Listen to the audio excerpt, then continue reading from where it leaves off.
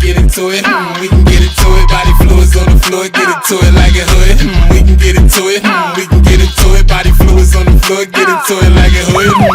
What's the motion? Swing a right finger with a left, going straight, take the heart out his chest. Nut buck in the club, homegirls lose the heel sand. My new curls and fuck them bum bitches, they talk like they hands on Mike Tyson. It's kill to be killed when I'm fighting. My sisters not watching, they jumping like double dutch. They like transition, cause violence is given, so all is tripping.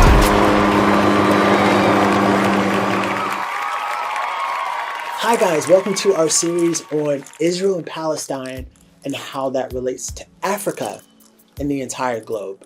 My name is Kelvin Taylor. I am an entertainer, actor, dancer, musician, DJ, personality, a number of different things that I get into. So I felt it was very important for me to touch on this subject as a contribution to our planet. And although I'm in entertainment, there's supposedly a theory around who controls the entertainment industry and who's actually being canceled and vice versa. Clearly, that can be deemed as a detrimental thing to talk about such important politics or human rights, which they're trying to equate human rights now in the news with politics. And human rights is not a political matter. So as a descendant of trafficked Africans, I felt it was important for me to talk about these subjects. And as a whole, if that puts my career at risk, I only want to work with good people who have good humanity and good hearts. You know, I don't want to work with people that feel I need to exclude my humanity while trying to portray humanity just to justify trying to control and consolidate a group of people or try to subsidize the planet and control people.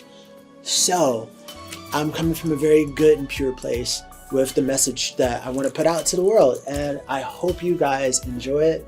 Feel free to critique, put it in the comments in Dudes Brewing. Let us know if there's a way we can improve on our messaging or anything of that sort. You guys be kind to each other, because overall we're trying to heal our planet. And I was feeling and doing these sorts of things before I became a father, but it's even more prevalent as a dad that we try to heal our planet and heal each other and realize our biological needs for each other, which was the original purpose and intent behind this channel. We talked about male and female relations, and then that leaked over into politics. So, and world affairs, global affairs, and geopolitics. So I hope you guys enjoy this episode, and hope that you stay tuned and watch all 3 parts. So enjoy yourselves. All right, guys.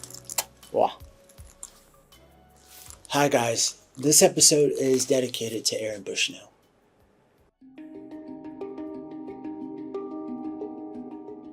I am an active duty member of the United States Air Force, and I will no longer be complicit in genocide. I'm about to engage in an extreme act of protest, but compared to what people have been experiencing in Palestine at the hands of their colonizers, it's not extreme at all. Free Palestine. Hi, sir, can I help you? Free Palestine! Free Palestine! Free Palestine!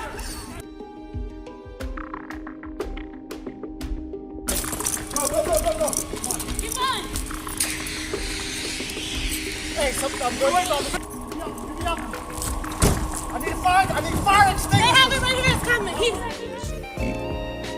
The liar knows what lie he told. You see what I'm saying? So even if I made it deceitful and I made you think that the answer is over here, but the answer is really over here, I'm still going to be looking over here. Me, the one that tricked, because I know this is the right answer. Black people have lost their identity, but our oppressors have not lost our identity. That's just why they chopped those noses off of the Pharaoh and the Sphinx in Egypt in the first place. Is because without this nose, we can tell you this is whoever it is. But with that nigga nose, it can only be niggas. Why would somebody vandalize a whole face and only vandalize one part? Nobody wanted to knock an eye off or take an ear off. Or no chins missing. Nope, just the nose. Because it's a brand. That's why I want to go to South Africa, to join up with my oppressed brothers, to take up the struggle against the tyranny of the racist, fascist, white minority regime. Fascist white regime. One man, one vote? One man, one vote. Free South Africa, you dumb son of a bitch! You dumb son of a bitch. Look, I've heard just... Apartheid in South Africa crumbled after Nelson Mandela walked to freedom. But black people suffered decades of government-backed injustice before it did. Apartheid really began in 1948, but separating black Africans from the white minority had long been a policy aim. 70 years have passed since the Nakba, the catastrophe in Arabic, took place in Palestine in 1948, in which more than 750,000 Palestinians were forcefully displaced from their homes and pushed into refugee camps in East Jerusalem, the West Bank, the Gaza Strip, and neighboring countries.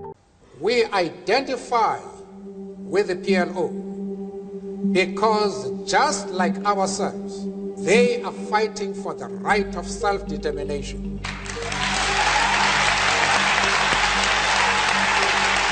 Apartheid is an Afrikaans word meaning separateness or the state of being apart. So why is Israel called an apartheid state? In 1961, the South African Prime Minister and architect of South Africa's apartheid policies, Hendrik Verwoerd, himself recognized the similarities between his country and Israel. He dismissed Israel's vote against South African apartheid at the United Nations, saying, "Israel is not consistent in its new anti-apartheid attitude. They took Israel away from the Arabs after the Arabs lived there for 1,000 years. In that, I agree with them. Israel, like South Africa, is an apartheid state." The crime of apartheid under the Apartheid Convention and Rome Statute consists of three primary elements: an intention to maintain a system of domination by one racial group over another, systematic oppression by one racial group over another, one or more inhumane acts as defined carried out on a widespread or systematic basis pursuant to those policies. Inhumane acts included in both the International Apartheid Convention and the Rome Statute include forcible transfer, expropriation of landed property, creation of separate reserves and ghettos, the right to leave and to return to their country, and the right to a nationality, welcome to life for Palestinians in Israel and the occupied Palestinian territories. In addition, the Rome Statute describes the crime against humanity of persecution as the intentional and severe deprivation of fundamental rights contrary to international law by reason of the identity of the group or collectivity, including on racial, national, or ethnic grounds. Since the foundation of the State of Israel, via the ethnic cleansing of up to 300,000 Palestinians from their ancestral homelands by Zionist militias in the 1948 Nakba, or catastrophe, and Israel's subsequent occupation of further territory after the 1967 war, there are now two groups in Israel and the occupied Palestinian territories: Jewish Israelis and Palestinians, ruled by a primary sovereign, the Israeli government. A stated aim of this government is to ensure that Jewish Israelis maintain domination across Israel and the occupied territories. One of my mentors, the late great C. Tessalone Keto, who was born in South Africa, trained as a historian, wrote a book called Vision, Identity, and Time.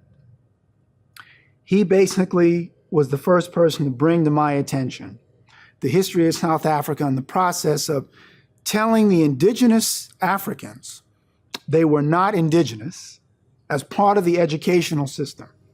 So they simply said, you all weren't here when we arrived. This is the formal education these people were getting. Also called them Kafirs, which is a derogatory term, as well as blacks. And what did the people who settled there, who were from the Netherlands and from the UK and other parts of Europe, but mostly from the Netherlands, meaning the Boers, and then the, like I said, many Brits. What did they call themselves? In particular, the Boers? Afrikaners. What do they call the language?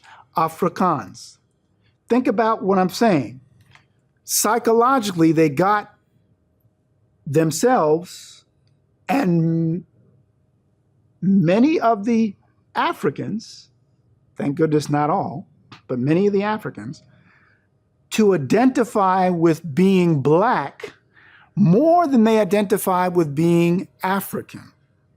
And then they formally, meaning the Boers, they formally called themselves Afrikaners, meaning Africans.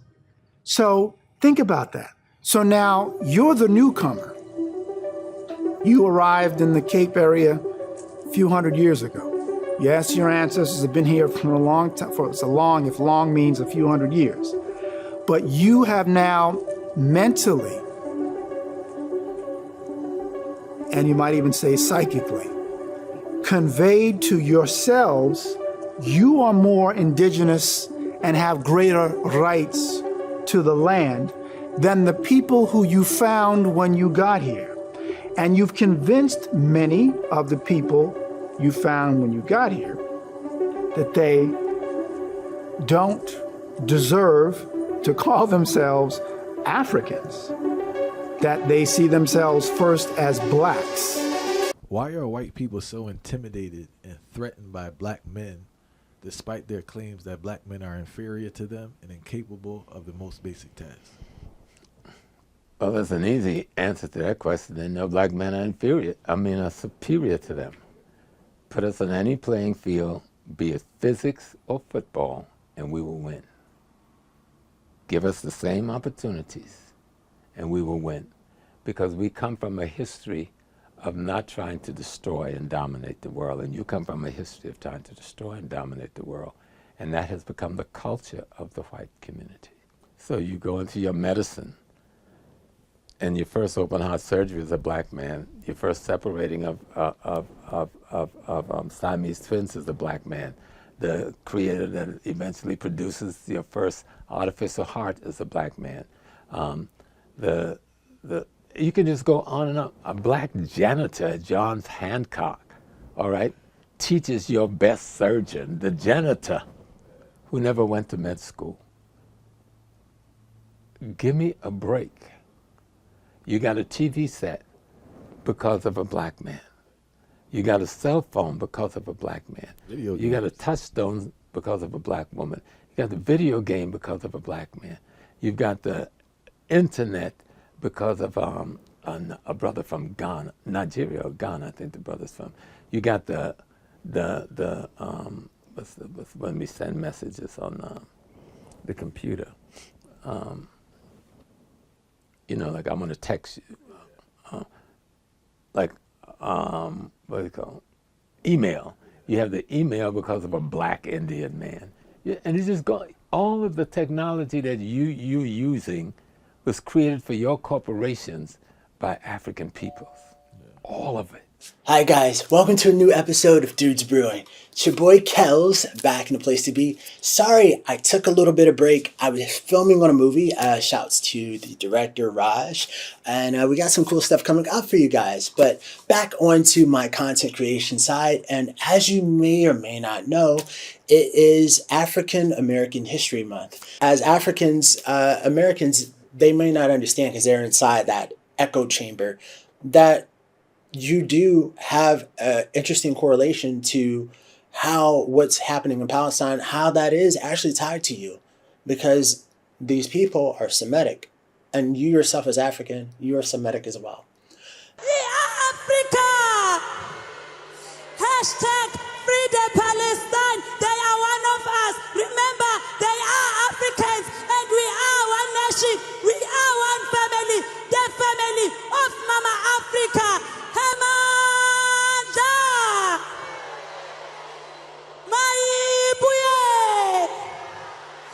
So just to preface this conversation, just want to say, please watch this with a very open mind and open heart.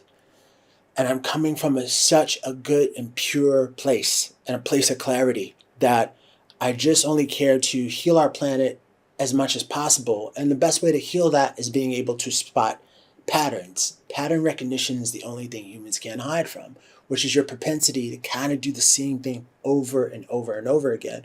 And so other cultures can draw those parallels, and it makes us all have intellectual discourse. We exchange information to create a better society. And what's a shame is that we were all forced to speak English, but none of us are from England.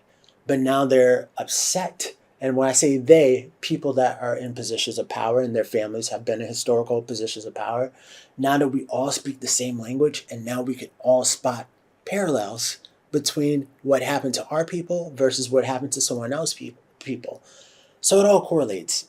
So nevertheless, please watch this and understand I'm coming from a good place, but it's very informative, very educational, and I think there's room for high-level conversations. Inshallah, back to what I was saying. So on this episode, we're just going to be covering a few topics, and before we get into it, I'm just going to preface this just to share with you guys, this is an issue when you tend to be a truth teller. Since being a child, I've had my childlike mind, and I never got rid of it. And because of that, I tend to spot things and question things that I notice are off, that do not make sense to me. For example, say real quickly, I grew up in a very Christian environment where my family was in Christianity, and I heard certain questions, and I'm like, so God and the Holy Spirit and Jesus are all the same person? And I was saying, so wait, so Jesus is also his son? At the same time, he's a ghost. But he's also a father. And I just couldn't grasp and wrap my head around the Trinity concept. And I would ask these questions, and a lot of people didn't have answers for me. I heard you once say Christianity never started as a religion. It started as a political system. Mm-hmm. How did Christianity evolve from a political system to a religion? Well, when the political system that you're living in, like Christian, let's look at Christianity under the Roman Empire. The Roman Empire, which takes over much of what we call the Middle East and North Africa and the Mediterranean area, right on up to Spain, Britain, and the UK, and into what is Turkey. This is one of the biggest empires ever built in those days. And it's in this empire what we know as Christianity today is born. Now, Christianity as a method of looking at a people's spiritual system is born in Africa. Because the Ethiopian church is older than the Catholic Church, right? The ancient Sudanese church is older than the Catholic Church. But when people talk about Christianity, they start their genesis with the Catholic Church, and then Martin Luther in the 1500s. But by the time we get Martin Luther, the Ethiopian church is 1,000 years old. By the time we get the Catholic Church, the Ethiopian church is 500 years old. So we got to separate those two Christianities. I want to make that clear going in. The Christianity we know today, which starts out as Roman ideology after the Nicene Conference, where Rome has now military conquered all of what was the Greek world and the Egyptian world and the Mesopotamian world. It went there not to just conquer people. They wanted the olives. They wanted the grapes to make the wine. They wanted the wheat. They wanted the barley. They wanted the sheep. They wanted the cattle. They wanted the maize. They wanted all of the things. They wanted the silver. They wanted the iron. They wanted the gold. This is what they were invading people for, to steal their raw materials. The same reason they're doing it today on a larger, more high-tech scale. But once you do that, you got to now manage all these people. How do you do that? That's right. And so you said, well, what is it that they had that was working that we don't have? And so you call together the best of their spiritual minds at a conference called Nicaea. And he says, help me to construct a socialization process for the daily living of the people. Today we call that ideology. But then what happens, in the course of gathering all this wealth and power, you create another ideology, an economic ideology, which we now call capitalism. But to control the masses of people that feed that ideology, you still need your initial ideology, which is that socializing instrument, which we now will call religion. And religion partners with the capitalist ideology to do what we are seeing today. It's really not that complicated to watch the evolution if you just study history. Being that Africa is such a massive landmass, many people struggle with categorizing African spirituality. Is African spirituality just the spiritual practices of the cultures we know about and have been exposed to? Or is African spirituality a representation of the spiritual practices of the entire continent? Well, African spirituality is a misnomer because we don't approach things in Africa from an African spirituality perspective. That spirituality thing is kind of like an offshoot of how white people look at what they don't want to include in what they call religion. I talk about African sacred science, and it's universal to the continent.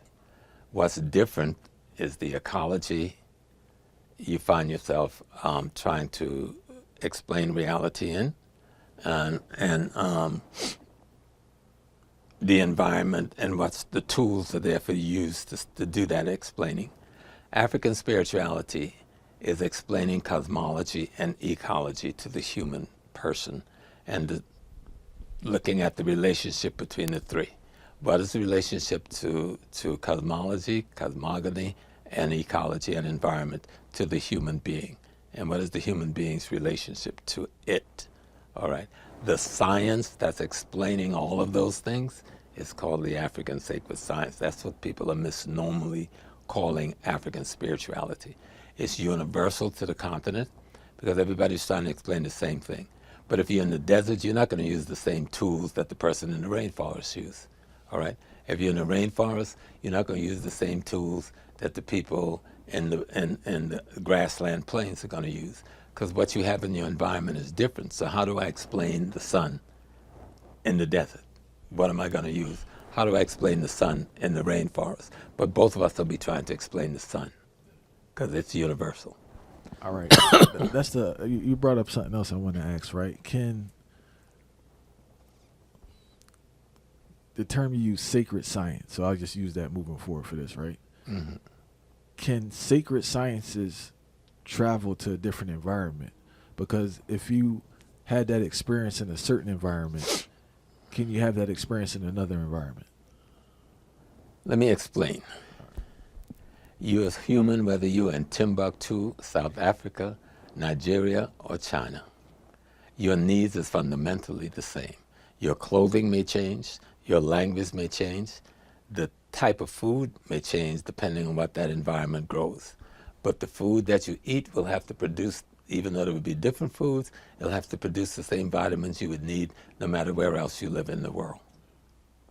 That's sacred science. Okay? The moon is the moon. It's not going to change whether you live in China or South Carolina. The sun is the sun. It's not going to change whether you live in South Jersey or in Westchester County. Now, how do you explain the sun, and how do you make sure you get the healthy vitamin D energy of the sun that your body needs on a daily basis? It depends on the environment you're in. That'll determine what type of clothes you wear, what color clothes you wear, right? How heavy the clothes, how thin the clothes. That'll determine what other supplementary stuff you have to eat to make sure you're getting enough vitamin D, right? So if I need to make sure I'm getting the necessary nutrients that if I get from greens, but I'm living in an environment where I can't grow a lot of green, then can I find that same nutrient in some sort of seafood or in an animal food or in a fruit? You understand? Nothing would change. Your body's needs remain the same. But what in your environment that you have to use to fulfill that need may change because ecologically you're in a different setting. All right? The sacred science is your understanding of the setting you're in and its relationship to you and how you interrelate. You know? How do you interrelate? The sun is the sun. The sun don't go to China and say, okay, today I'm the Chinese sun, and start speaking Chinese. It's the sun. The Chinese person have to explain their relationship to the sun. They may use mythology, allegory, folklore, fairy tales as teaching tools for their population to explain the value of the sun to them and the danger of the sun to them. Same thing for us. If we lived in Congo, we would use different tools than the Chinese, but we would have to explain the same thing. What is the value of the sun to us? What is the value of the sun to the plants that we eat? What is the value? You know, when I eat a plant, I'm virtually eating sunlight, right? I'm eating sunlight. Now, in certain environments, they can't grow a whole lot of plants, so they can't get sunlight that way, so they got to eat a lot of fish to get that same vitamin D, okay? And so African sacred science is understanding ecology, environment, cosmology, and the human being's role in all of this. And so if you live in Nigeria and you got in, like your family, more than likely you're from Ghana, and more than likely you're from the Akan people where Nana and Kofi came from, and Kojo. All three of those are Akan names. And so when you left Ghana for Jamaica, nothing changed except the ecology. The Akan people, who makes up the majority of the Jamaican people's population, right? When they left Ghana and Ivory Coast, where the predominant Akan people live in West Africa, they didn't stop being Akans, nor did they need change. What changed was the environment. Now they have to identify new sources of the nutrients they need to survive. But the nutrients needed is the same nutrient needed when they were in Ghana. Now what has changed is how I acquire them and what kind of rituals I attach to them. Okay, a ritual could be a prayer, a libation, a song, a dance, a drum rhythm, to celebrate that we have in this month, this fruit is growing, so breadfruit is a big deal this month. Mango coming at a certain season, mango, people may look and think it's just some juicy, sweet, sugary fruit, but mango brings all kinds of nutrients to the table, you know what I'm saying? Well, African people knew this, bananas, plantain, yams. And so I may not be able to grow the yam the way I did in Africa, but I know in this part of the environment in Jamaica, I could find yam growing wild, right? And so I have a yam festival every year in Ghana. Well, I have a yam festival in Jamaica too. But I may do a different dance than they did in Ghana because we were different people under different circumstances. But nothing has changed about our fundamental need from nature. That is the sacred science, to understand that. What is that fundamental need from nature that the human being requires? What is the fundamental understanding between knowing when the star's right there and the Big Dipper's right there and it's turned this way, at the same time on Earth, this thing is happening. And if I watch it long enough and it comes back around the next year, when the Big Dipper's there and his handle is turned this way, at the same time on Earth, that same thing is happening, I go, aha, that's the law. That's the law of God, or that's the law of nature, or that's a fundamental, that's African sacred science. Understanding the relationship between cosmology and ecology, and our role in it. And much of what the West called his science is stolen African sacred science.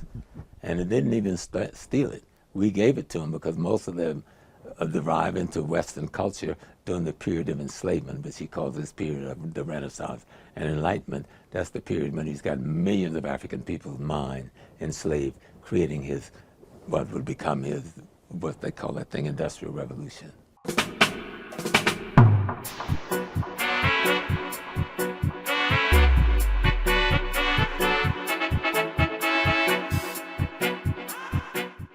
So there were certain things that I noticed that felt off, and I've never lost that within myself, my ability to question things for clarity, because I wanted to make sense of the world. I also wanted to make sense of what happened to my people, because being in America, you feel like a natural born refugee, born in that country. You feel like I'm not supposed to be here, but how could this have happened? I'm here. And who allowed this to happen? And why did they do this to my people? So it sets you on a path to try to understand others. So this is Conversations from a Very Pure Place. So just to preface the conversation again, I just want to explain we're covering the correlations between African Americans, Palestinians, and different indigenous groups, specifically for African Americans because it happens to be African American History Month. So what's the first correlation that we do have? No!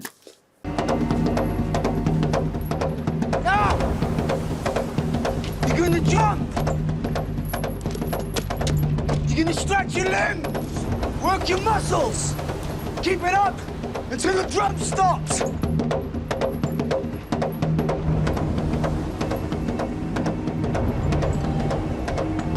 Jump! Jump! Move! Move! Jump! Can I intercede? Very, very pretty. I've got some extra food for you. Grab her! But don't hurt her! No cuts or scars! Tonight, a frenzy of violence at one of Jerusalem's holiest sites, threatening to ignite the region. Video showing Israeli riot police storming the Al-Aqsa Mosque, beating people inside with guns and nightsticks. Palestinians responding by shooting fireworks inside the religious compound. Police say they went in after extremists barricaded themselves inside overnight and stockpiled improvised weapons. But Palestinians say they were sleeping in the mosque as part of a Ramadan tradition. They attacked us inside there. All the young people inside are suffering, she says. Around 400 arrested and dozens injured, according to Palestinians.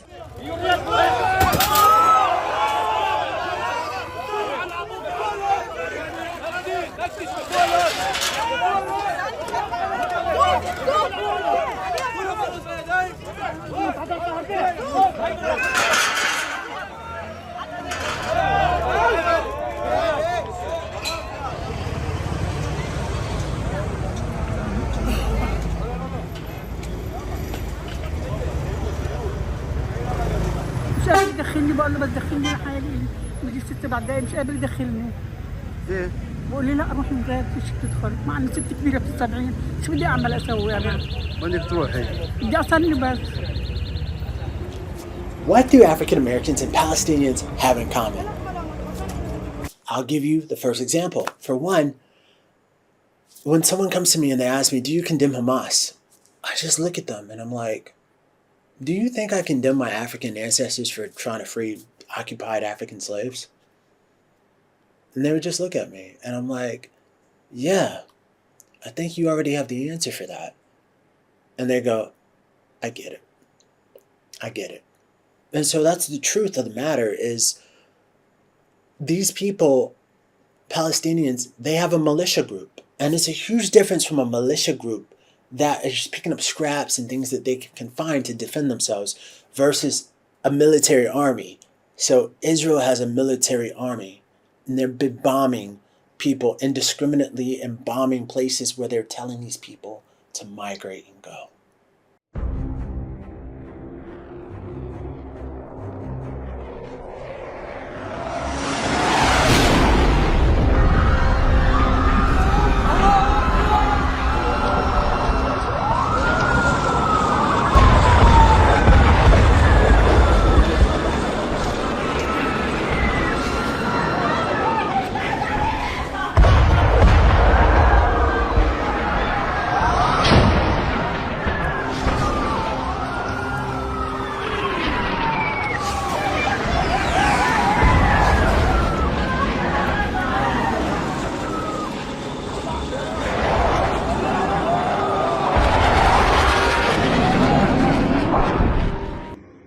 إلا تنصروه فقد نصره الله إذ أخرجه الذين كفروا ثاني اثنين إذ هما في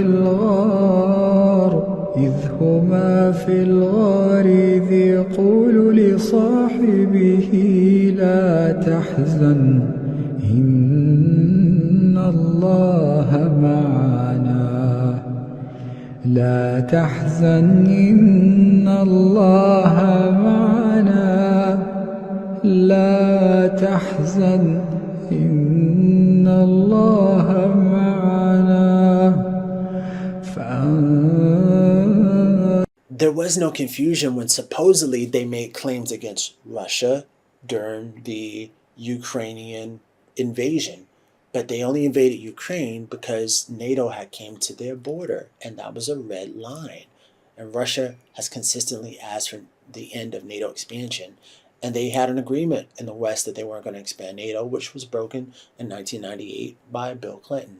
So, and he was also having fun on Epstein's Island, but yeah, that's another topic for another day. But anyhow, back to the subject at hand. Yeah, there was no confusion regarding that, and people going, "Oh, it's complicated. It's complicated that what's happening in Ukraine." So that's not complicated. There was a bunch of claims that were being made. All these celebrities and people and your corporate jobs are making you wear these little Ukraine badges and things, and you're donating. There was no confusion around that, because there were some newscasters that would say terms like this. Relatively civilized. They look like any European family. Christians, they're white. This is a relatively civilized, relatively European, I have to choose those words carefully too, city where you wouldn't expect that or hope that it's going to happen. When they say, oh, civilized cities, and in another clip, well-dressed people, and this is not the third world, they really mean white people, don't they?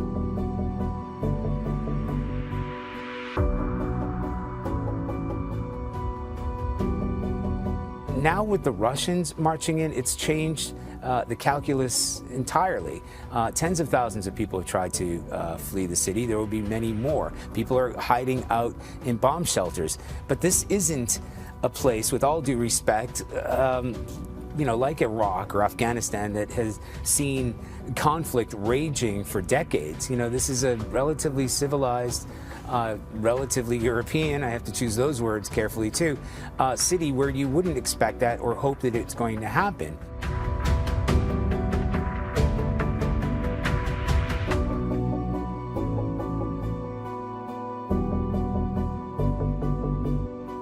Now the unthinkable has happened to them. And this is not a developing third world nation. This is Europe.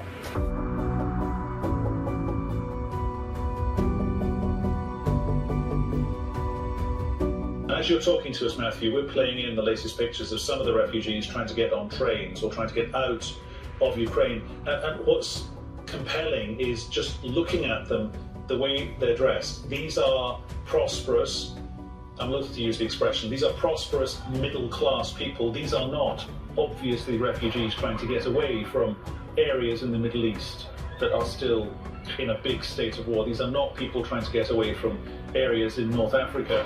They look like any European family that you would live next door to.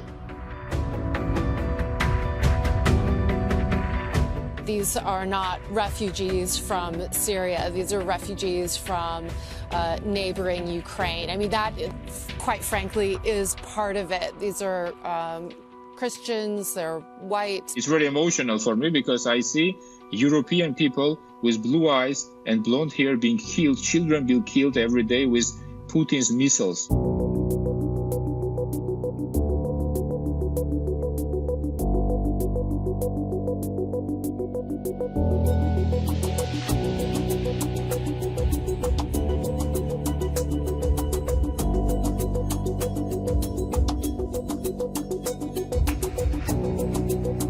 Some of the media coverage of the conflict in Ukraine has been kind of off. We have reporters and pundits making some rather awful remarks about the nature of this conflict and these refugees versus, say, conflicts and refugees in the Middle East. First off, Europe has been home to some of the worst wars and worst war crimes in human history. I mean, the Holocaust. So why this surprise that bad things are happening in Europe?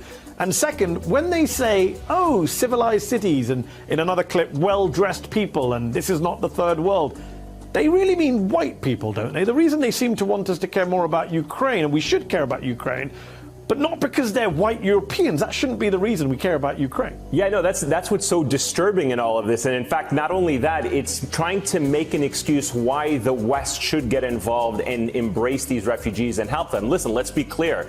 You should encourage and actually help refugees because they are fleeing a war. I don't know if you saw this. There was a op-ed today in the Telegraph. Well, I think we have it. We'll put it up for our viewers to see. This was an op-ed in which the writer, Daniel Hannon, said that these people, the Ukrainians, they're like us. They watch Netflix. They have Instagram accounts. They read uncensored newspaper, and then goes on to say that war is no longer something visited upon impoverished and remote population.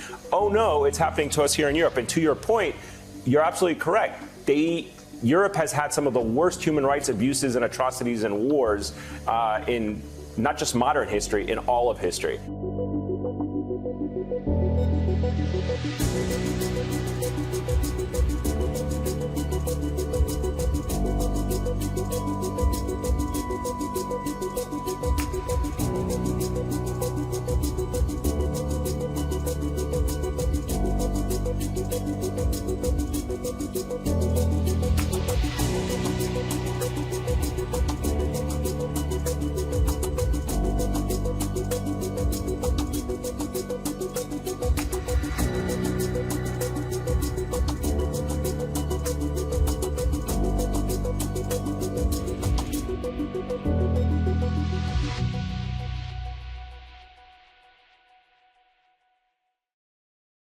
Then come back, and now what's happening with Gaza, and we actually have 4K footage of children and families being blown to bits. And now the situation, it's complicated. It's too much. You don't know anything about it. You can't critique it because who are you? You aren't Palestinian, or you aren't Jewish. You're not allowed to comment on the matter, and that's false.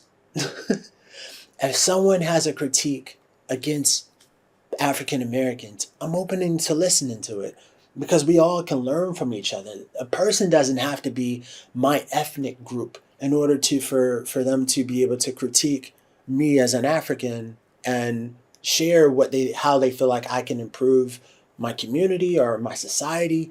And it's not a gendered situation. We're human. Everybody has a level of intellect and discourse that may be able to contribute. We're all supposed to exchange our personal development to make a better society. That's literally what people come together for and have long conversations about in life as adults. If you're a kid and you see your parents talking for 5 hours, they're discussing new routes to work or their new recipe or some sort of health elixir that they figured out. And that is what it means to be an adult. You're supposed to develop, you're supposed to enhance your intellect in exchange with people. And obviously, if you got children, be able to pass that on down to your kids. Ideally, if you're not, one of those people that don't have kids and they think their life is better because they get to be very selfish and degenerate. Living for things that are beyond yourself are very important. And people that don't, they don't have the ability to have these conversations because all they know is what they want. But life is bigger than you.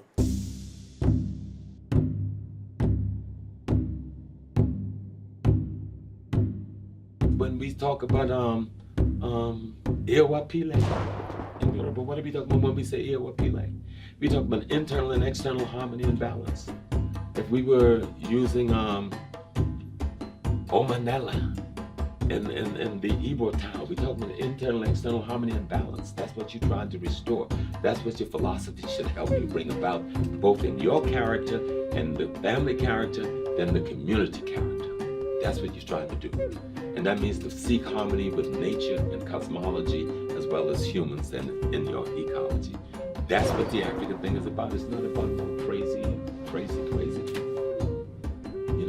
We've got medical books written in ancient Kemet where they're doing brain surgery, we're doing obstetrics, where they're doing other kind, abdominal medicine, books written back then by black folks. So we're not new to science and technology. When we left Africa to come to the Western Hemisphere as enslaved, captured people, because we never agreed to slavery. We weren't a part of making any laws that said if you captured me, I'm a slave. Right. So I was never a slave. My ancestors was never a slave. That's in the mind of some other crook who stole me, who captured me, who stole my labor, who stole my wealth. I did not make any law that tell him if he captured me, I'm a slave. So why are we going to let him set the narrative that defined who we were? Because that's not who we were. We were Africans who had been falsely set upon. What happened to us was what they call human trafficking today. It was a criminal offense then. Under universal principles and law, it is a criminal offense now. But we're letting somebody rewrite history by claiming he could make a law that can govern me, and I had nothing to do with making the law. That's not the way the world works. At least not the African world. And so if you go back to the African ancient books, you will find every story in the Bible. And then you will find further along in that same story, using some of the same characters at a different time in history, you'll find the Cain and Abel story where the envious, jealous brother Cain would kill out of envy his brother Abel. So you will find that same story in the ancient African literature thousands of years earlier, where the brother Set would kill his brother Osiris out of envy and jealousy. Now, there was never anybody named Set or anybody named Osiris, just like there was never anybody named Cain or never anybody named Abel. It is a story about envy and jealousy at any time in the consciousness of humanity demonstrating itself and manifesting itself, right? And so those are just a few of the things. You can go further and you can see stories like the Immaculate Conception. You know, matter of fact, the Ethiopian New Year, which is celebrated on the 11th of September, is all about the Immaculate Conception, but nobody really, even many Ethiopians no longer know what their holiday is really about. Okay? And the holiday is about the day when this woman resurrects her husband, which is the Lazarus story or the Jesus Easter story, and is animated by the real thing, the energy, the divinity. When this body, when this group of elements have spent itself, depleted itself, and broken down, what happens to the energy that is you?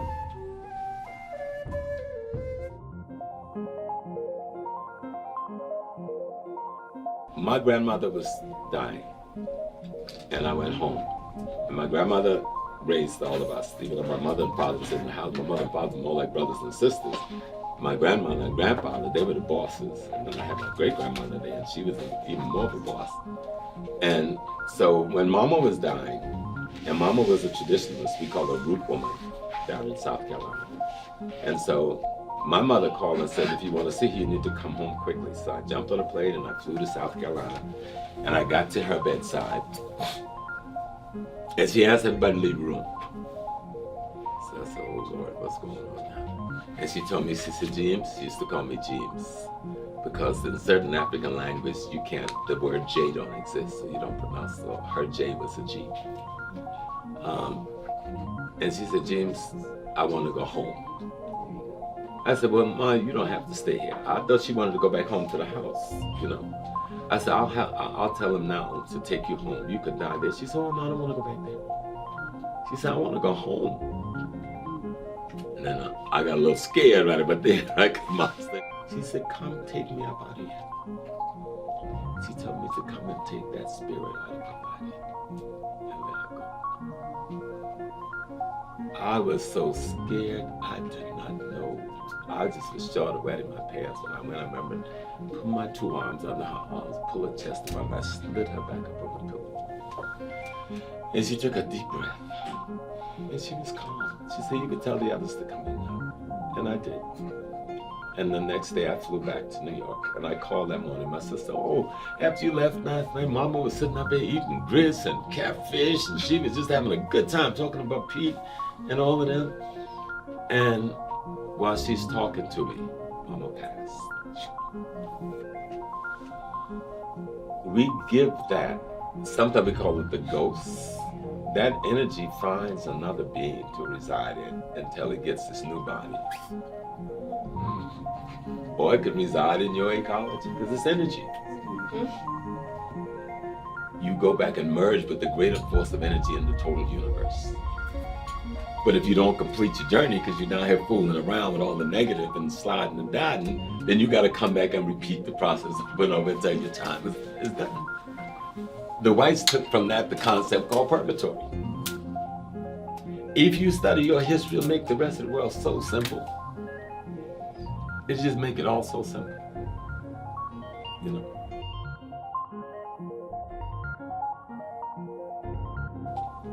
You ever been in love?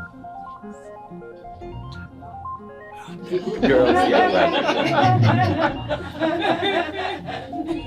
in the African sense, love is not loving your body or loving your looks or loving your personality. Africans love the God in them which they have spent their whole life cultivating, meaning those Africans who were in our census, because we're out of our census both at home and here, thanks to colonialism and slavery, but we're coming back. It is the God in me that seeks the God in you, because I know the God in me, and thus I can recognize the God in you. That's what love is about.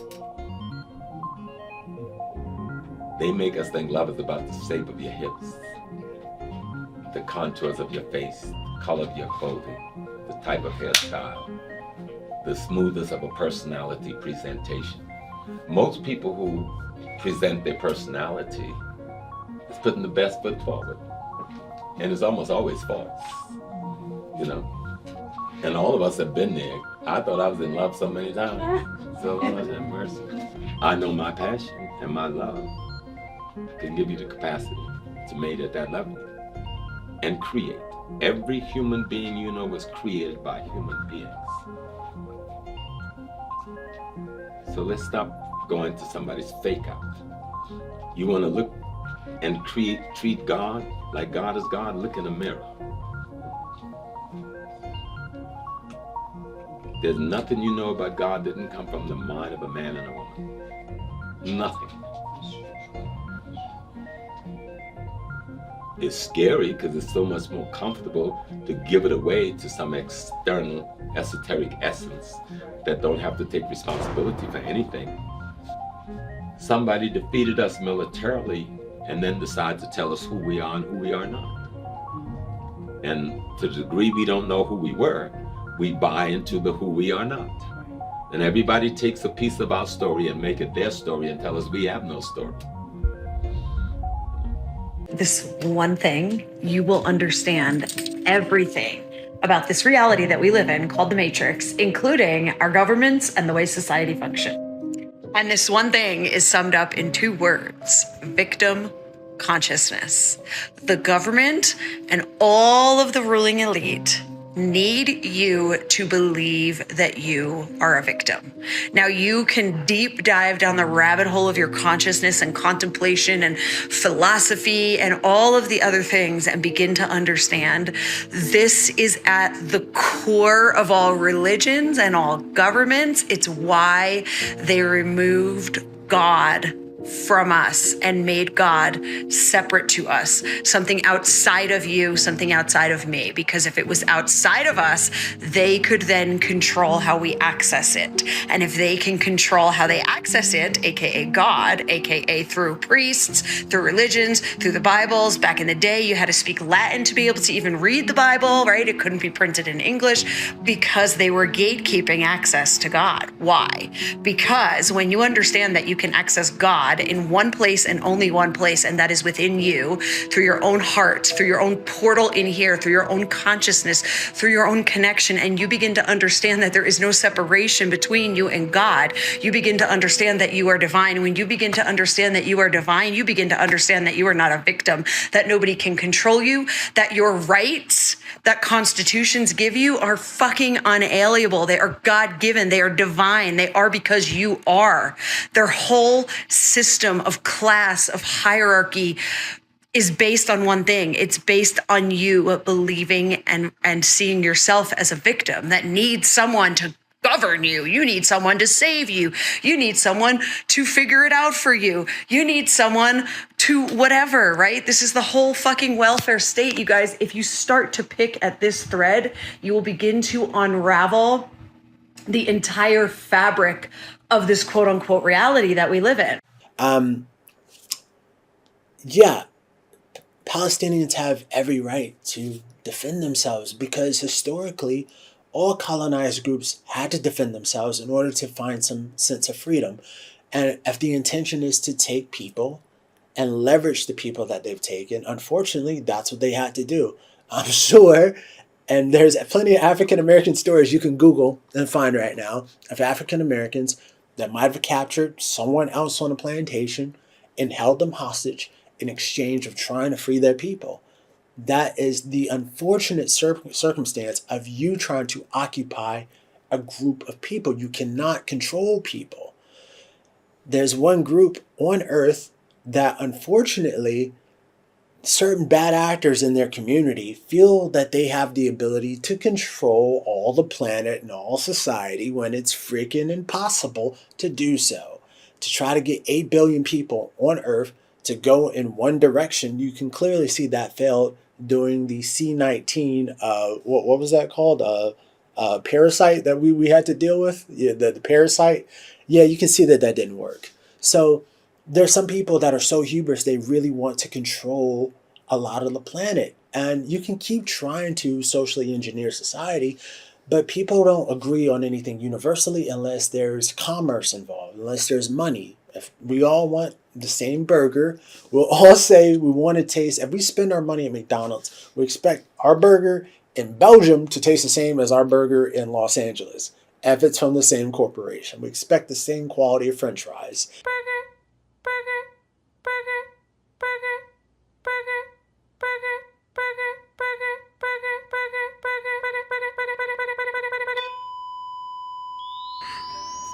All right, you ready?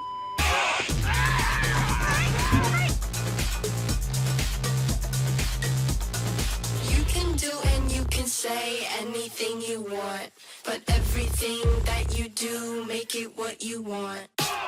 So, but if there's not commercial interest involved, you can't get people to agree on anything universally. So it won't happen.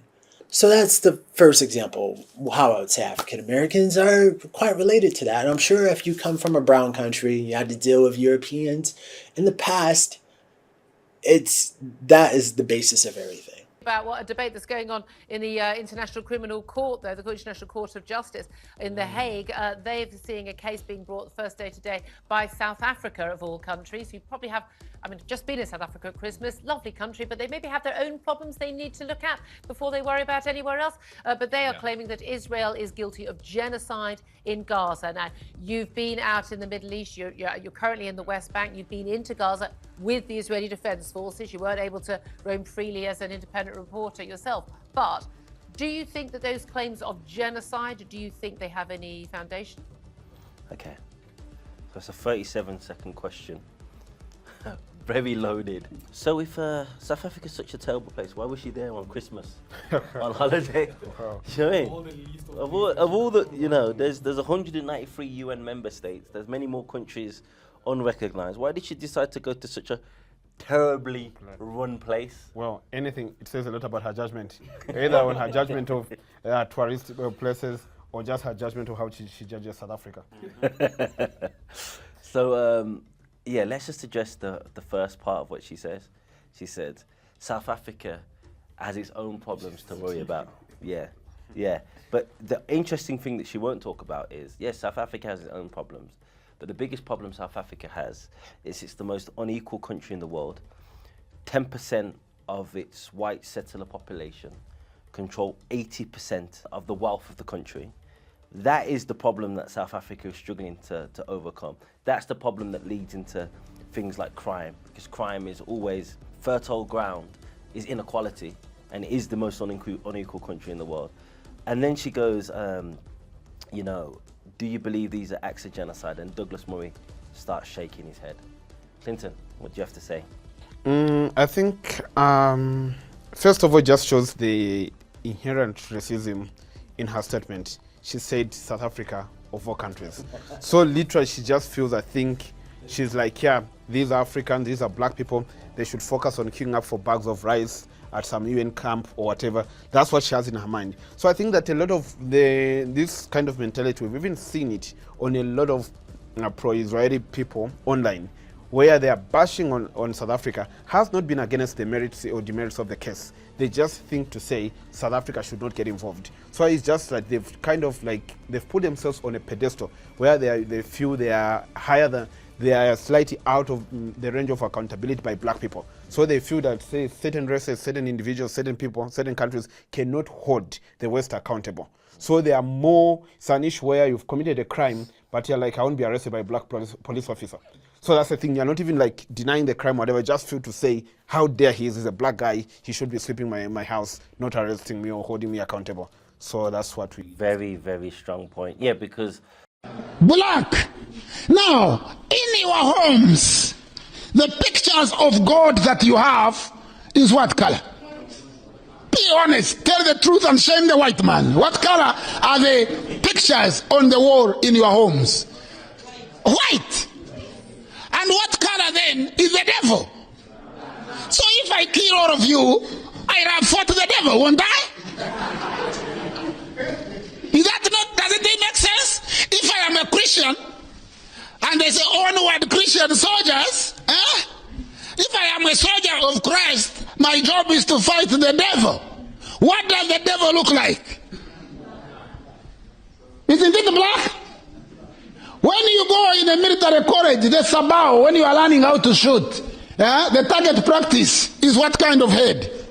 It's a black head. So it is no wonder that black people hate themselves.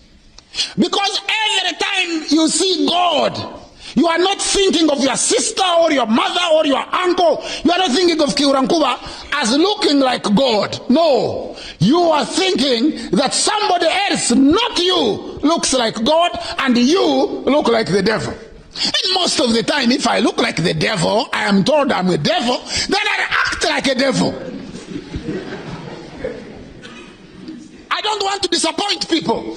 People thinking that, I'm a wonderful person. They've called me a devil. Let me try to live up to the part. That's what psychology says.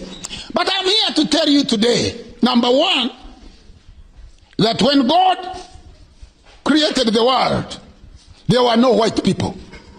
At all. There were no Chinese. There were no Indians. There were no Italians, no Romans, no Germans, no Poles, no Finns, no Swedes, no Goths, no Vandals, no Visigoths, no Vikings. There were only black people. Only black people.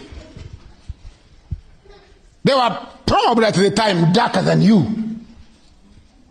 So, if you read any sacred text and it says that you are created in the image of God and in the likeness of God, it means God is what color?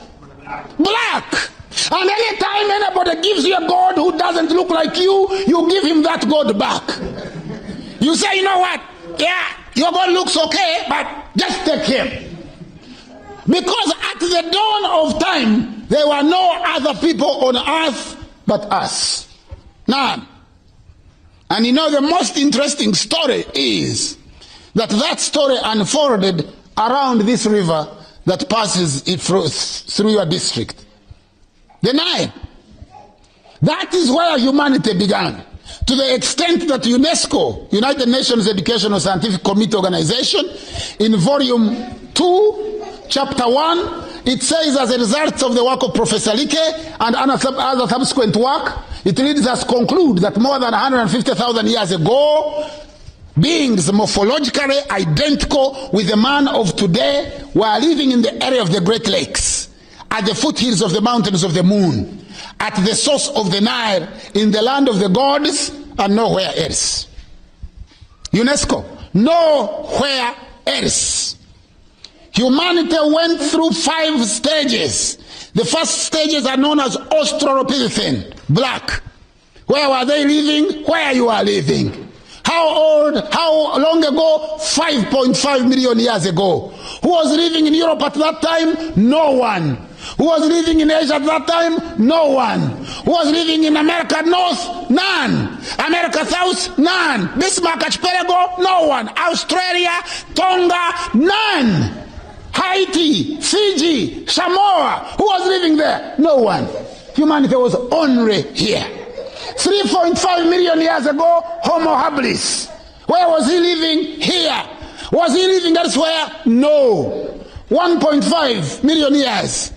Humanity at the stage of Homo erectus, the African that walks upright.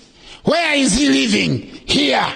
He lives here to populate the world. He passes through the Gulf of Eden, avoids Saudi Arabia, crosses into India. And then he goes through Kenya, Mijikenda, Tayar in Australia, and populates all the islands in between. Avoids Israel, avoids Jordan, avoids Syria. He also discovers fire. Then 150,000 years modern man known as Homo sapien. Homo sapien. The oldest Homo sapien, the bones discovered in Omo Valley in Ethiopia and Kenya. He started where? Here. Then he moves with his feet and his cows, mobile food, and his language, articulated symbolic language, and his brain, a bigger cranium, and he populates Europe. He is the first person to populate Europe about 40,000 years ago, known as Gromordi. The first people to populate Europe were black people. They were known as Gromordi. First people to populate England were black people. They were known as Bika. First people to populate India were black people. They were known as Dravidians. First people to populate Japan, black people. They were known as Masaba Negroes. Mulembe, Kamaku, Wagasile, they came from here. They populated Japan. That's why Japanese names are like Ugandan names. Takahara, Nakamura, Kato, Toyota, all those, because the first Japanese were black people. In ancient time, the whole world belonged to the black man, the black woman. You are the people that populated the world. You are the people that gave birth to everybody else. And quite significantly, and I am telling you this as a scholar, I have a library of 32,000 books. I have read each one of them, not only read them, but remember them. I have traveled in almost every corner of the world, lectured at the most prestigious universities. I am telling you that in ancient time, the ordinary people who are on earth were you and your ancestors. You. And you are also the people of the scriptures. All scripture, be it the Rig Veda, the Namapale, the Peramperu, the Papyrus of Ani, the Papyrus of Hunefa, the Quran, the Bible, the Book of the Rosta, the Epic of Gilgamesh, is all... You know, the number one issue I would say with this whole topic between Israel and Palestine is that I think a lot of people forget that what we're all battling at the moment is former Roman colonies. A leader. Now, I have a picture of a guy here. Who do you think that is? Caesar. Good, someone got it. Now, the reason why I put him up there, because I'm going to show you tonight, we're talking about defining leadership. I want to show you tonight where we got our leadership mentality from. It came from this guy right here. Now, Caesar was not a Greek. He was a Roman. But the Romans invaded Greece. The Greeks were the first civilization who documented systematic study of human behavior. This is important. If you want to sound smart, write what I said and then repeat it. Let me say it again. The Greeks were the first civilization to document systematic study, research on human behavior. So the Greeks were what they call intellectuals.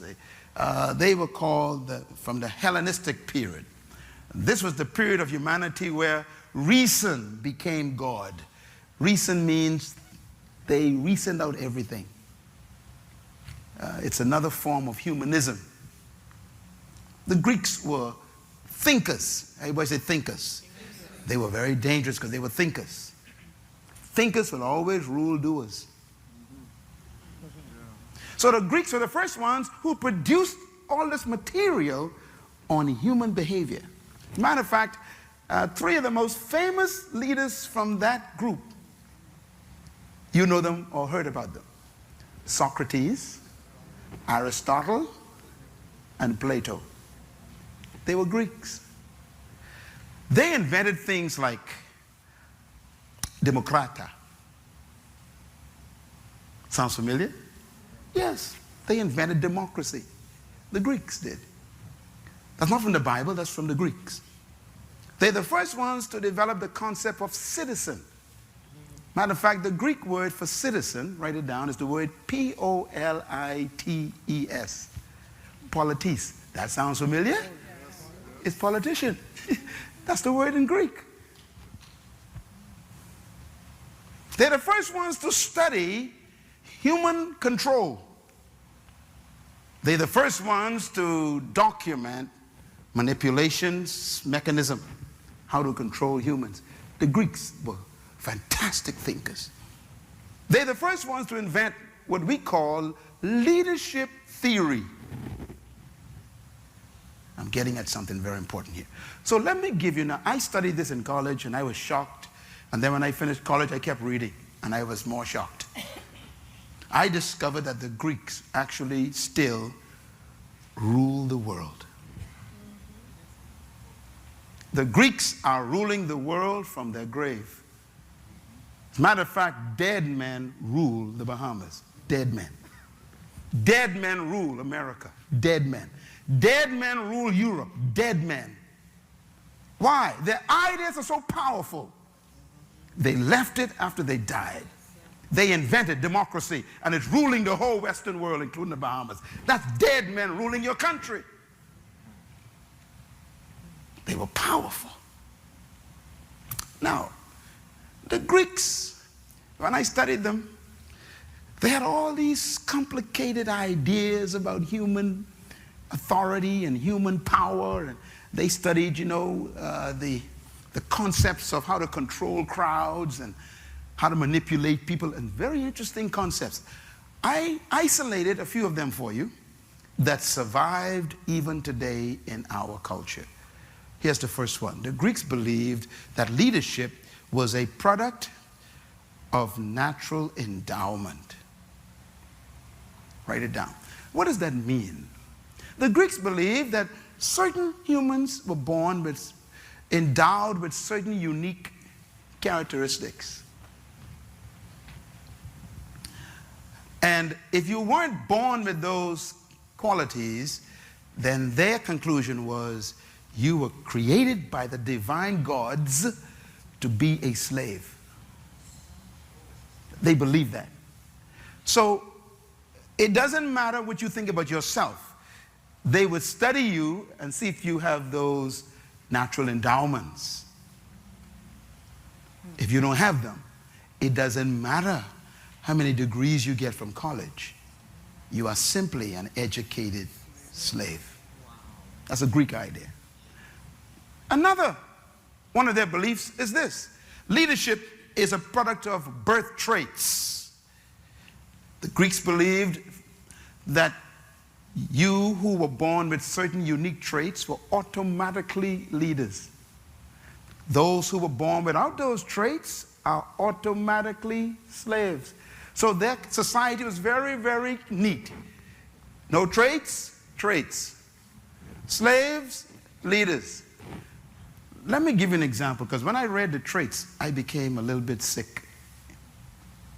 One of the traits were, if you were born with sharp pointed nose, blue eyes, fair skin like white, and thin lips. This is written in their document. You were born to be a leader. Now you know I canceled, right? That's it for me. I done lost a long time. I got dark skin, big nose, my lips big.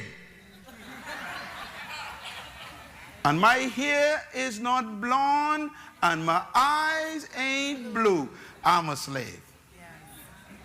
So if I was born in Greece 2,000 years ago, there's no question where I belonged. So you just know where to go. You just behave yourself. So you were relegated by destiny to be a slave.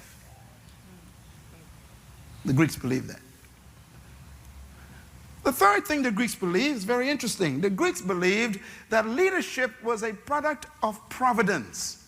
Providence means the gods chose you to be leaders. Therefore, those who were not chosen by the gods were destined to be followers. Destined means you ain't got a chance to be a leader. Now, this is very important here. So you ever wonder why the Greeks had so many gods? They were polytheists. That's a big word. It simply means many gods. It's the Greeks who had gods like Zeus and Apollos. These are Greek gods. They had gods like Diana of the Ephesians, all these weird gods. They had hundreds of gods. Matter of fact, the Greek rulers believed they were sons of the gods. That's why the word Hercules is a Greek son of a god. All them stories you hear, these are Greek myths. And they're saying that those who were born are not chosen by the gods are supposed to serve us who were chosen by the gods. In other words, you were born to serve me. If you got big nose, black skin, thin lips, if your lips were big, you're my servant. If your hair was not blonde and it was nappy, you are a slave. So this is serious. So this is the philosophy of the day. So putting on a suit and wearing a tie didn't impress them. You are simply a well-dressed slave. See, some of y'all think that changed. That's why I'm getting to it slowly. I'm working my way there. See, some of y'all think that because you came back home with a PhD, that they ain't gonna bring the white consultant in and work over you. And you got more degrees. Because somewhere in their twisted mind, they are still sick with Greek thinking.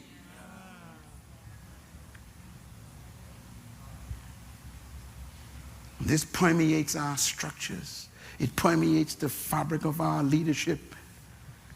That's why I am so weird when I be among them. I'd be so ashamed that they even think that way. How can you think that we're not good enough to own something?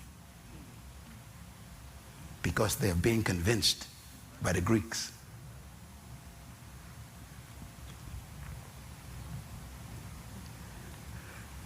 The last one, the Greeks believed that leadership was a product of charismatic personality. You'll find this in the writings. Go on the internet, you type in charismatic personality, the Greeks will come up. The Greeks invented the word charisma. That's a Greek word. Do you know what it means? Write it down. It means gifts of the gods, plural, or giftings of the gods. Charisma. Charisma. Gifts of the gods. Charis, gifts. Ma, gods. Charisma, gifts of the gods. In other words, the Greeks believed that people who were born with certain gifts from the gods were automatically leaders. Let me name some of the gifts they wrote. Flamboyant personality. That's a gift from God.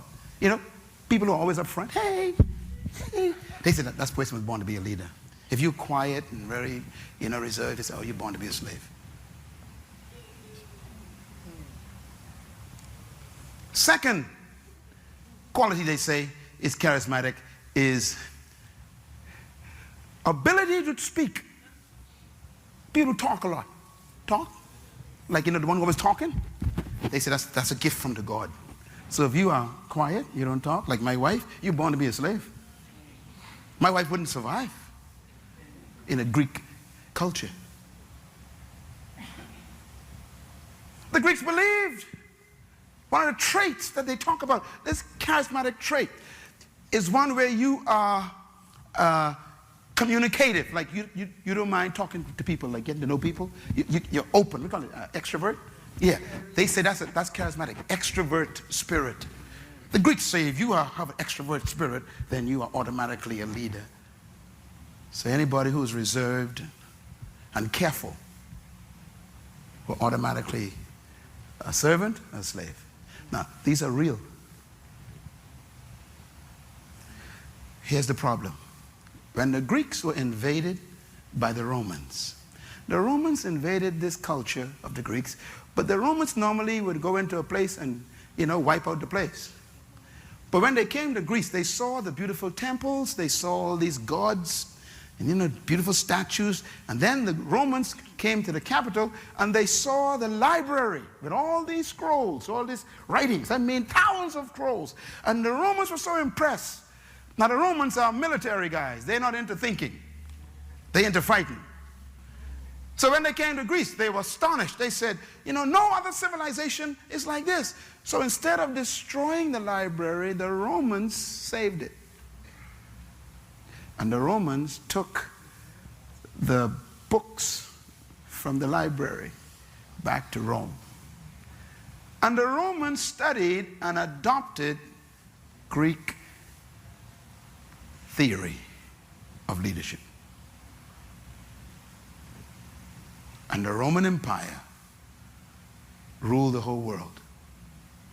Those of you who study history, you know the Romans ruled from Africa all the way up to Scotland. The whole world in between. This is the only country in history that ruled the world. No other country has ever yet ruled the world. Rome is still the greatest country in history. They ruled from Africa states all the way up to England. These guys rule all of Europe. These one nation ruled the world.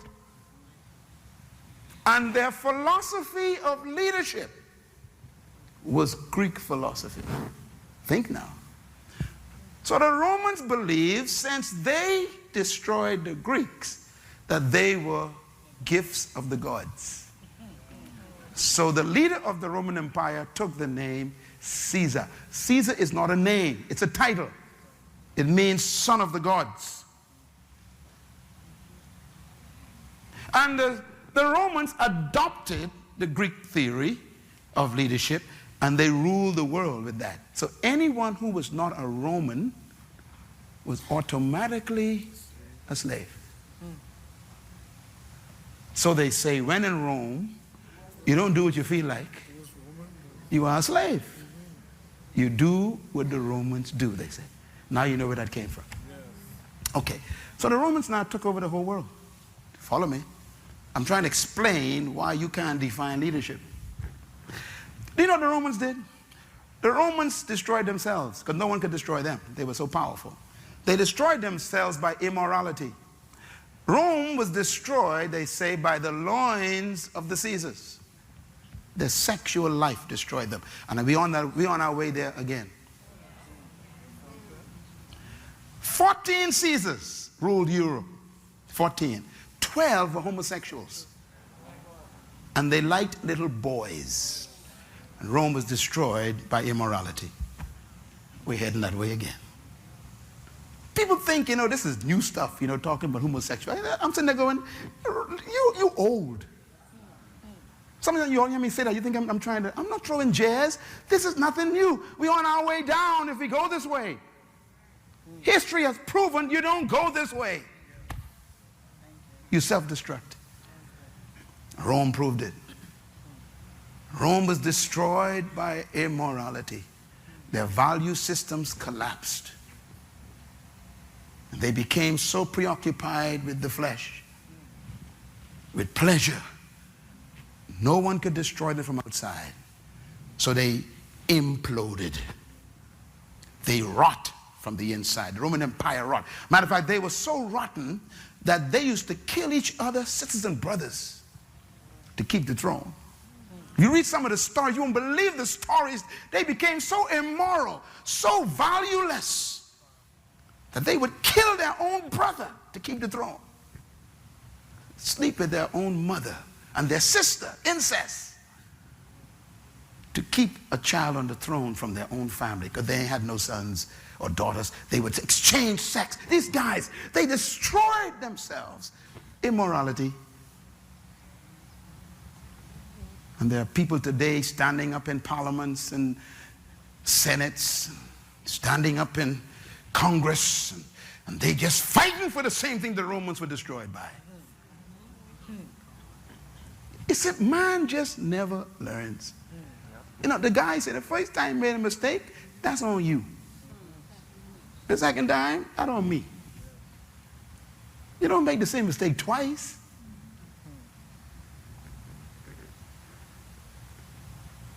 I read once in a book, it says, if you make the mistake the second time, it was not a mistake. It was a choice.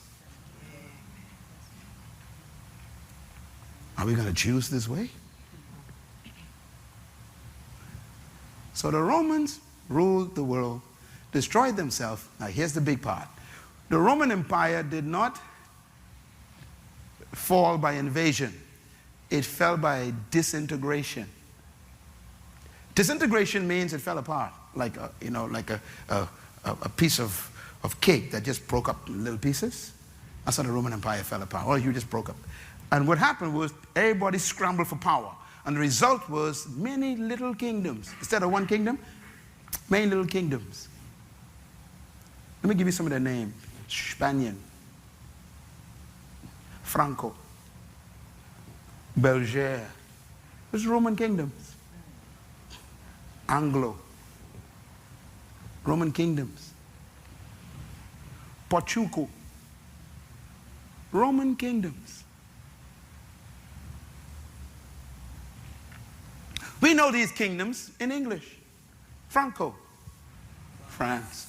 Belgier, Belgium. Porco, Portugal. Anglo, Spanian. They're all kingdoms. They are all Romans. You can get it after I'm gone. They are all Romans. So their psyche, their mentality, ingrained. We were chosen by the gods to rule anybody who don't have our traits. They were chosen by the gods to be our servants and our slaves. They are not complete divine beings like us. We are superior. So the French and the Spanish, the Portuguese, and the British, Anglo, call them Anglican, they decided to expand their kingdoms. So they came to Africa and the Caribbean.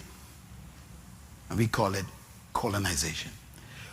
Colonization is the expansion of Greek leadership philosophy. So going to Africa and bringing slaves over as merchandise was easy. Why? Big nose, big lip, dark skin, peasy head, black eyes. I found 1 million servants, they say.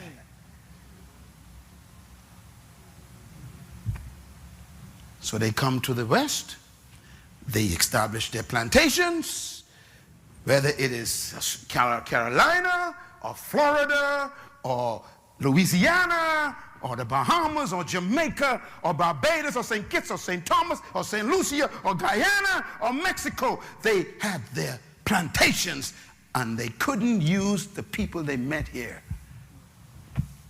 because they killed them out with disease. And so they went and found some divine slaves chosen by the gods to work the ground. And they brought them over on ships. And the first ones to bring them was the Portuguese. The Portuguese told the British, we found some people to work the farms. And the British said, where you got them from? They follow us. And they went to the west coast of Africa. And then the French found out. The French says, oh, let's go get some too. And then the Spanish says, oh, let's get some too. And everybody started dashing for divine slaves. Remember, divine means you were chosen by the gods. It's not racism, it's leadership philosophy.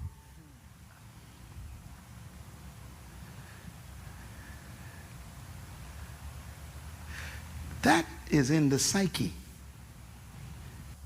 of the system. So I am here, you are here, some of you of my pigmentation and millions of us here in the region, because of a leadership philosophy. That's how important leadership is. If the blind lead the blind. We were being led and they convinced you. Matter of fact, if you read the writings of the oppressor, they wrote things like this. They read the Bible on you. They said, now you must be good slaves. And they gave us Jesus. You wonder why, you know, the black Muslims and people like that rose up? Because they even used Jesus as part of manipulation. You know, Jesus said you must be nice slaves, and then you'll go to heaven. If you go to heaven, you'll get robe and shoes. You can't get them now because we ain't giving you none.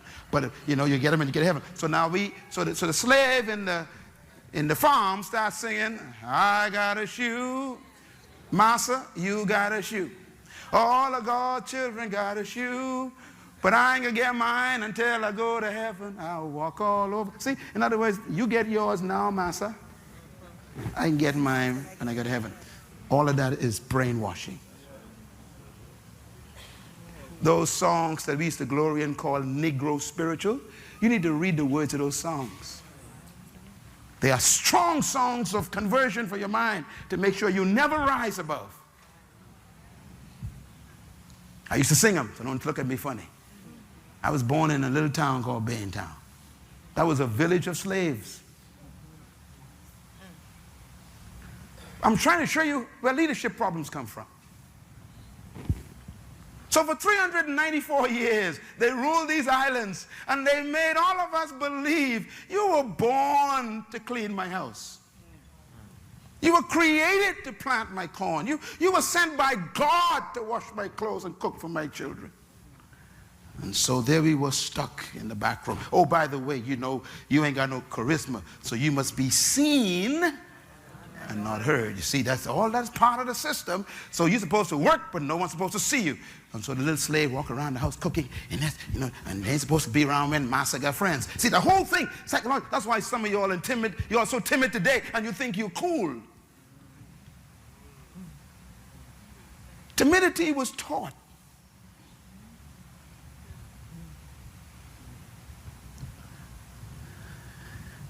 That is why when a man of my pigmentation speaks up, it makes them nervous because you ain't behaving. Some of y'all wonder why they thought Martin Luther King was a problem. Because he was a black man talking loud. You ain't supposed to talk loud. Stay in your southern church, have church with a stained glass window, and shout by yourself. Don't come out here telling us we're wrong. That was the problem. It was a leadership problem. To tell Miss Rosa Parks that she's in the wrong seat was very natural for them. You don't understand. You say, there ain't no prejudice. This is the conditioning of the culture. You ain't supposed to sit here. Yeah, but I'm a human. You ain't no complete human. See? The gods told us where you're supposed to sit. In the back, they say. Divine assignment. I'm saying this for a reason. That is still here in the Bahamas. Yes. No matter how much school you go to, no matter how many degrees you get, no matter how much you think you know, when you come back, they tell you, you're just a smart slave. It's a leadership mentality. So now you know why Myles Munroe is angry. You see why I hate oppression? Because I got the truth.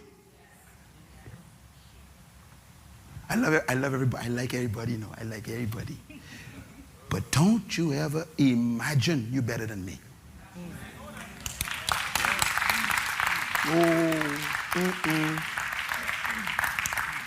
You think you're better? I draw a line. Cross that. That's a Baintown talk. You don't know about that. And if a fella draw a line, that means fight start. Tell your neighbor, ain't nobody better than me. Say it. Come on, say it like you believe it. I ain't convinced. Yeah, you go to work tomorrow, you tell them, wait a minute. I went to a meeting last night. Run into the truth.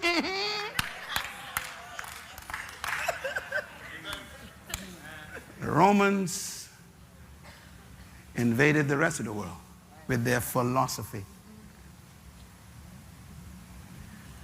And now we have today, we are only 40 years old, and you think you're far from it.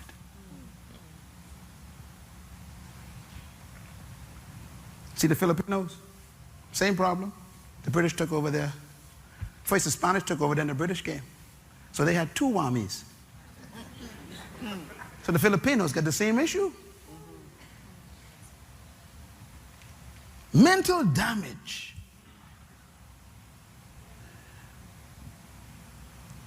And this is why when a Caribbean man wins a gold medal, it becomes a problem to the systems. What are you doing? Leadership problems. And that's how they define leadership. They defined it by these strange philosophies. And they still exist today. When I paid my house off, I'll never forget, I keep telling this story because I can't forget it. I walk into the bank to pay the last payment on my house. I own my house. And when I signed the paper, the guy says, read it first. It was the original document of that paper for that piece of property. I read the document, the original document. It says, this property is never to be sold to a Negro. That is in the conveyance document in the Bahamas. You hear me, young man? The house I live in was never supposed to be mine. It's in the document. It's a covenant, never to be sold to a Negro. My son and my daughter were with me. I said, I want you all to read that because I want you to remember that. Literally former Roman colonies. You know, on this topic, before I get into it, I just want to say that the only people that seem to be really biased about what is happening and going, it's complicated, it's too difficult to talk about or discuss, or they seem to be having some weird moral juxtaposition on whether it's okay to blow up kids, it seems to be we're dealing with former Roman colonies. I think people forget that whether you're dealing with somebody that's from like Spain or someone that's from another part of Europe, you're literally dealing with the hubris attitude of former Roman colonies that seem to think that pillaging and taking over people's land is a very complex and complicated issue that you're not allowed to judge. The people that do not have a history of taking other people's land and enslaving them, they can see the moral juxtaposition about how this is wrong. The case in point, a place like China. China doesn't have a history for Hiroshima, or they don't have a history of bombing some other place or trying to force people to speak their language or invading their land. But right now, globally, they want to convince you China are bad people. In a monster rally reminiscent of all such affairs in totalitarian states, Red China jumps on the propaganda bandwagon to protest the death of Patrice Lumumba. 100,000 Chinese jam Peking Workers' Stadium, giving up a spring holiday, according to Red press agents, to hear Zhou Enlai and other leaders extol the dead Congolese political leader. The crowd is whipped into a frenzy of hate as they hear harangues blaming the assassination on both the United States and Belgium. Then they're called on for a moment of silent tribute. From women with guns to small children, it's a picture of totalitarian mass thinking. The confused Congo situation provides a peg in communist countries for demonstrations such as this. Rallies that solve nothing, but attended by old and young in what their leaders would like outsiders to think are spontaneous affairs. The red propaganda machine in high gear. And they constantly push that narrative on Africans. And Africans are like, wait a second, like, they didn't do anything to us. They're offering fair loans and fair exchanges. They're not trying to also impose their own political ideas on us. Whatever we think of the Chinese, they are building infrastructure in Jamaica that Britain chose not to build in 300 years. This is just a simple fact of it. They've just cut the travel time to Montego Bay in half, which obviously what that does for the Jamaican economy and Jamaican business. Is there a worry? Should there be suspicion? Yes, of course. It's a major international power. Jamaica's a small island. However, what was interesting talking to most of the Jamaicans I spoke to, in fact, all of them, even the ones that had a problem with the Chinese relationship there, when I said, what is it the Chinese are doing that American capital or British capital or French capital is not doing? What are the specific negative things that the Chinese are doing? And no one could name anything. So their gripes with the Chinese were gripes with capitalism, not gripes with the Chinese. One other example I'll give you. There are several projects that the Chinese have proposed in Jamaica that the Jamaican people said no to, the Jamaican government had to say no to. The Jamaican government then said no to the Chinese. What was the Chinese response? Was it to send the CIA in? And was it to overthrow the Jamaican democracy? Every time Westerner comes, it's about Chinese. What is the problem? You know, we haven't got no Chinese. I've been very concerned lately about China. They are now all over Africa, you know, buying things and investing over there and getting those countries dependent on them and supporting, you know, non-democratic people. And I'm just like wondering, whom? well, We are in a country that supports Saudi Arabia. yes, that's Yeah? true. Right. So, So suddenly we have a problem with, you know, superpowers supporting non-democratic people. yes, I mean, yes, I do. You know, they're in Africa. They're lending money to countries to build ports and different infrastructure. To build what? Port. And what's wrong with that? And well, because Countries that need ports get ports. but they're making people dependent on. I mean, I know it's the same thing that we've done, which is No, it's not. horrible around the world. They are far more humanistic than the United States ever was. Really? Okay. Absolutely. Great. So Let me give you an example. Of course, they are peddling for influence. yeah. Yeah? But they are non-interventionist. Absolutely non-interventionist in a way that Europeans, the West, has never managed to fathom. When it comes to the influence of China outside its borders, I have to say, firstly, it's quite remarkable that they don't seem to have any military ambitions. Secondly, Africa. I'll give you an example, a specific example. Ethiopia. 2004, because I happened to be there, and I have some first-hand experience of it. They went into Ethiopia. I'll tell you why they went into Ethiopia, because they suspected there was oil. Because China is a major industrial power, but it lacks primary resources. Now, instead of going into Africa with troops, colonially, destroying the country, killing people like the West has done for the last 100 years, what they did was they went to Addis Ababa and they said to the government, we would like, we can see you have problems with your infrastructure, we would like to build some new airports, upgrade your railway system, create a telephone system, and rebuild your roads. And we'll do this all for free. No strings attached. We don't want anything from you. And they did. Why did they do it? Because it's soft power. Because because they knew that if oil is discovered, and it was discovered later, then, of course, the Ethiopian government will be much more open to Chinese oil companies coming there. They have never combined their investment with imperialistic. Can you imagine if that was a German company or an American company? That's why I'm saying I don't think you should worry. Okay. I won't. Or they're going to sanction us to death and try to hinder us with our money, which happens in Africa. It happens all throughout the Middle East with Iran and multiple countries.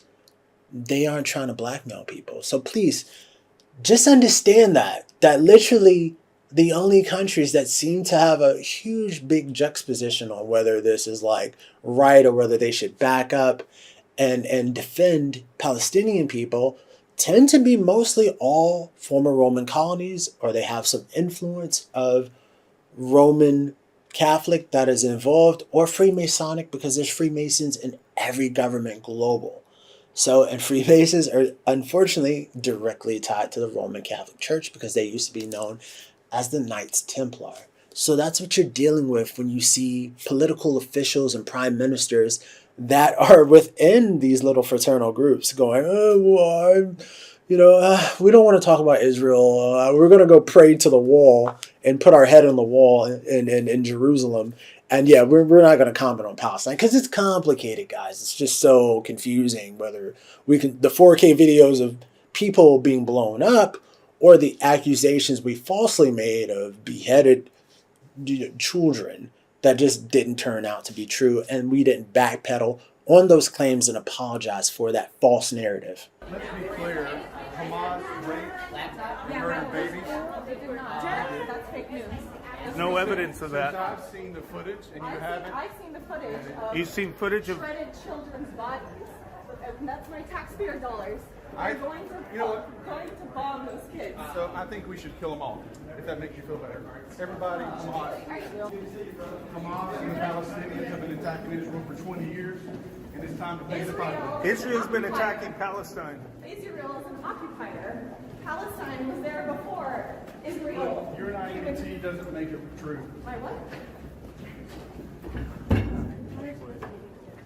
There's a genocide happening right now. Do you think I care about They're starving women and children. How is that going after Over Hamas? 300 healthcare workers. Shame on you. You have no heart. How is turning off water and power on pregnant women going after Hamas? AIPAC zombie. Death to Hamas. It'd be better if we kill all the terrorists and kill everyone that are supporters. It's not a solution. Oh, it's a great solution. You haven't seen the pictures of all the babies being killed? These are not innocent Palestinian civilians across the world. When you're looking at the 500,000 people starving to death, are people that should go out there and put a government in place that doesn't go out there and attack Israel on a daily basis. So. Kids, 6-year-olds, 7-year-olds, 9-year-olds. They destroyed more infrastructure in Gaza than they did in Dresden. So that is like And there's more infrastructure that they needs to be destroyed more of Gaza than what happened in Dresden. There's more that needs to be destroyed. And there will be more that gets destroyed. You want to see them starve to death. UNRWA is what's keeping them alive. We want to make sure that we don't give $1, 1 penny to UNRWA and that it actually be totally abolished.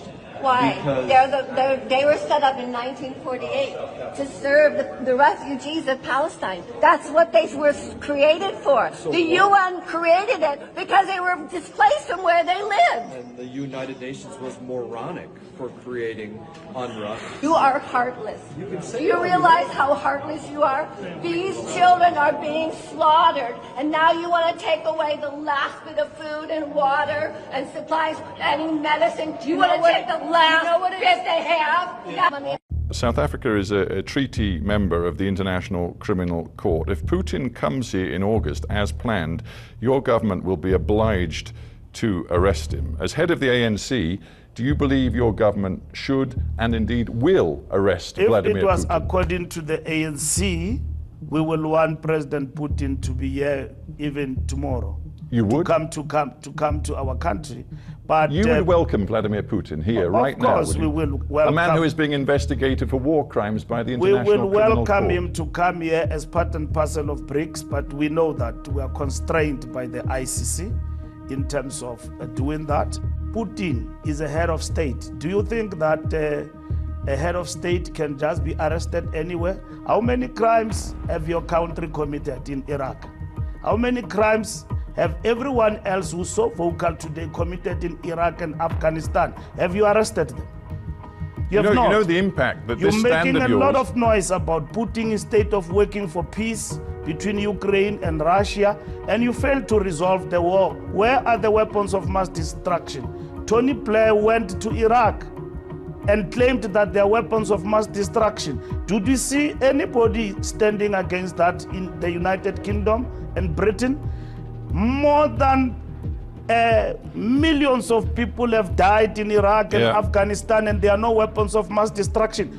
We know what the war is about. Mr. Secretary General. Between Russia and Ukraine, we want peace. That's what is important. A massive scandal is developing at the New York Times, where it has now been revealed that the co-author of a discredited article on rape on October 7th, liked genocidal posts on social media, is a former member of an IDF intelligence unit, and had not even worked as a journalist at all prior to taking on a central role in Times coverage.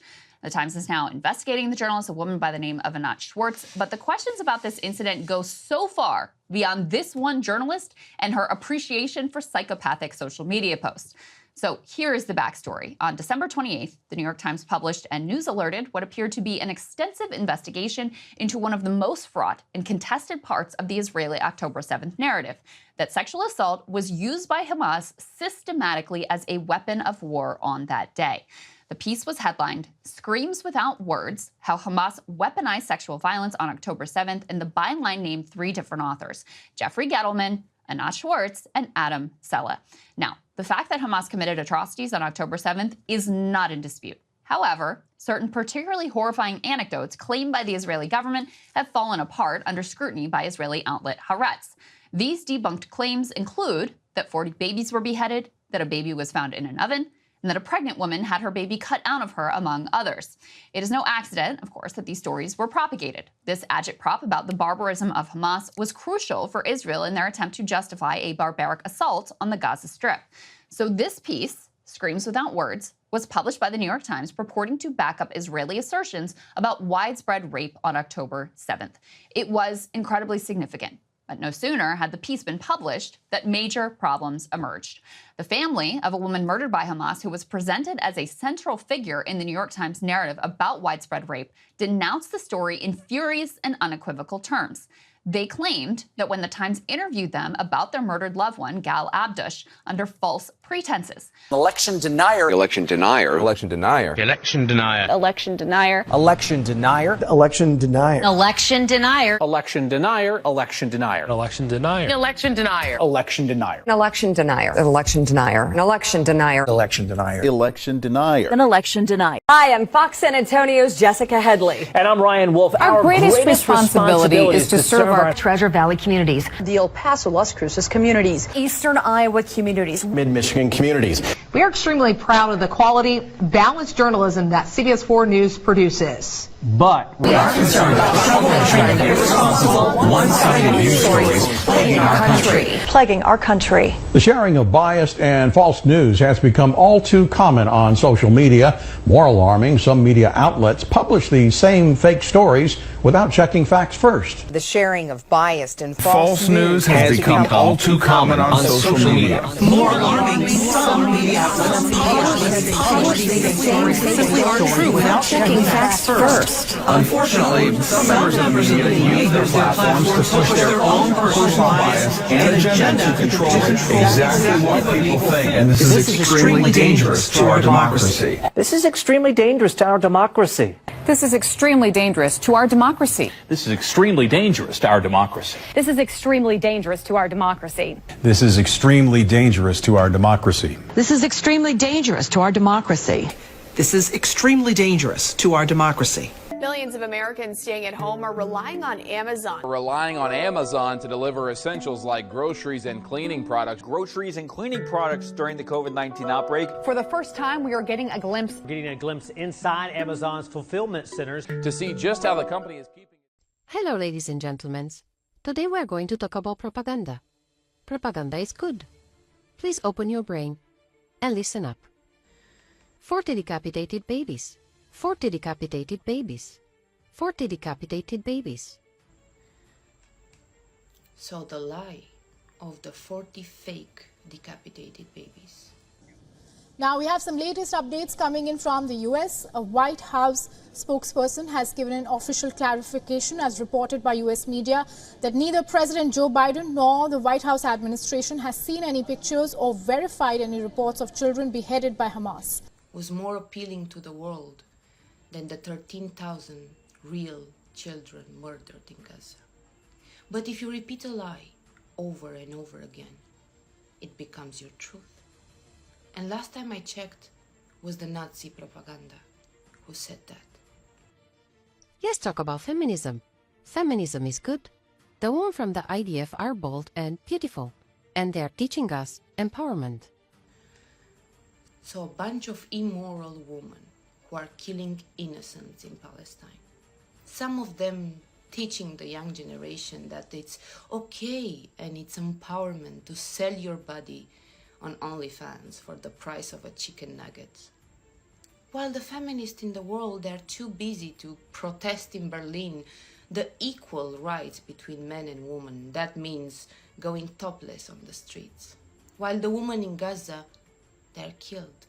And many of them, they don't even have the basic intimate items.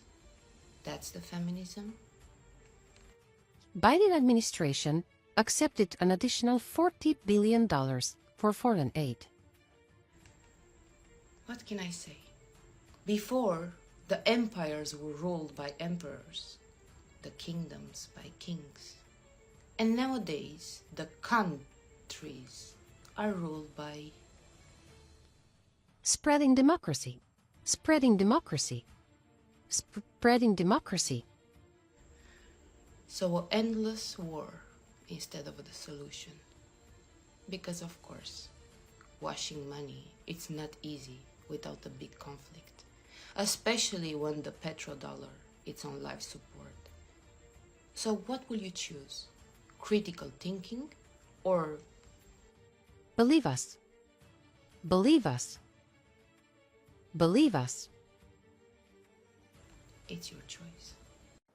Hey guys, that's our conclusion. Lots more insightful information that's groundbreaking, pivotal. It's really cool for all of us to be in this journey. And thanks for enjoying my video essay.